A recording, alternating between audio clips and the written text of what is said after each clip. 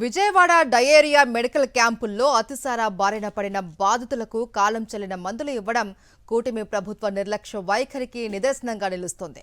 Expire అయిన మందులు చూసి సిబ్బందిని నిలదీశారు బాధితులు. మీ మందులు వద్దు, మీ సేవలు వద్దు, మీకో దండం అని వారు ఆక్రోశించారు.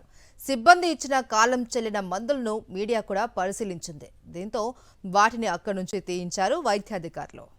విజయవాడలో డయేరియా విజృంభణకు 2 నిండు ప్రాణాలు బలైపోయినా వందల మంది అమాయక ప్రజలు అనారోగ్యాలతో మంచాన పడి వెలువెల్లాడుతున్న టీడీపీ కూటమి ప్రభుత్వం మాత్రం బాధితుల పట్ల నిర్దాక్షిణ్యంగా వ్యవహరిస్తూనే ఉంది. అసలే ఓ పక్క డయేరియాతో జనమంతా వాంతులు విరేచనాలతో నానా అవస్థలు పడుతూ వైద్య శిబిరాలకు పోటెత్తుంటే రాష్ట్ర ప్రభుత్వం వారికి కాలం చెల్లిన మందులు సరఫరా చేస్తూ నిరుపేదల ప్రాణాలతో చెలగాటమాడుతుంది. డయేరియాతో ఉక్కిరిబిక్కిరవుతున్న విజయవాడ న్యూ రాజరాజేశ్వరిపేటలో ఏర్పాటు చేసిన వైద్య శిబిరంలో నిన్న రాత్రి ఈ ఉదంతం వెలుగు చూసింది. న్యూ రాజరాజేశ్వరిపేట ప్రాంతానికి చెందిన రామతులసి తన 4 ఏళ్ల పాప నాగమానస్వికి 4 రోజులుగా వాంతులు విరేచనాలు అవుతుండటంతో వైద్యుల సూచనలతో మందులు వాడుతుంది.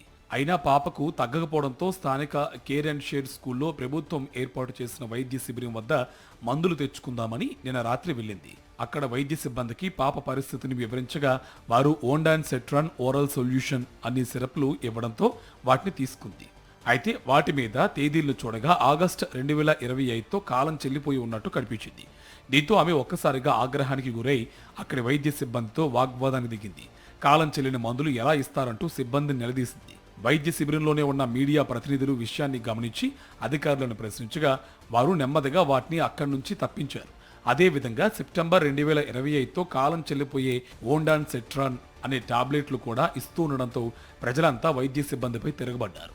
నిరుపేదల ప్రాణాలంటే ప్రభుత్వానికి ఇంత చులకనగా ఉందా అంటూ మండిపడ్డారు.